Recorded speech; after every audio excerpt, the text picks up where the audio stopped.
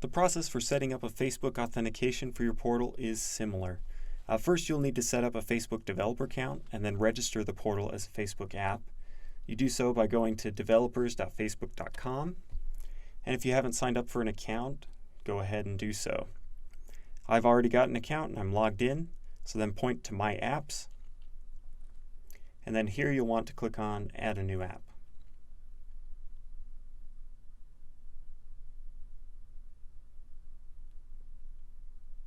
Go ahead and provide the display name for your app.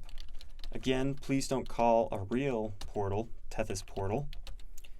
Brand it for your organization, but for this demo, this is fine. And then specify the contact email. That's fine for me. And then create the app ID and, if prompted, verify that you're not a robot.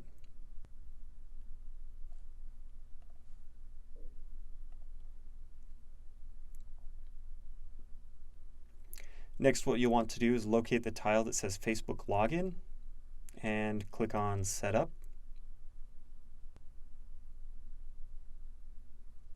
Then select Web as the type. Enter the URL of your site. This would be the fully qualified domain name if you were doing this for real, but because of our development setup, I'm going to enter HTTPS and localhost. And I'll just save that.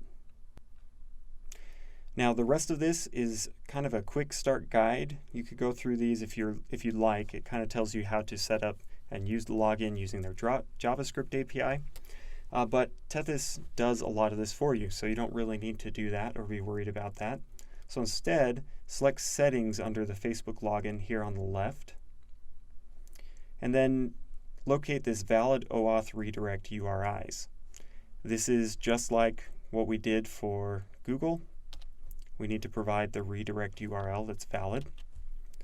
And Facebook takes it a step further. Not only do they not allow using local IP addresses, but they require HTTPS.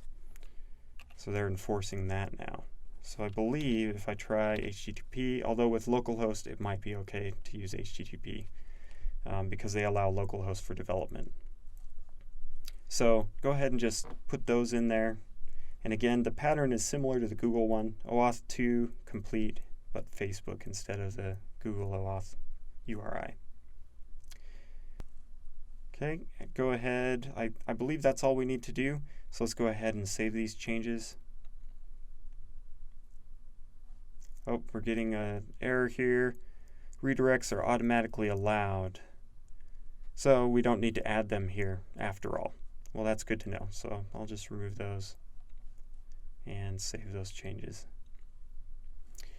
Okay, and then the next thing that we need to do is go to Settings and click on Basic. And here we can note the app ID and the app secret. So I'll go ahead and copy those into my notes. The app ID. It's the same thing as the client ID, and I'll have to press Show to get the secret. Again, save these in a safe location. Okay, so I've got those saved. I'll press Discard in case I accidentally changed something. So now the app is registered.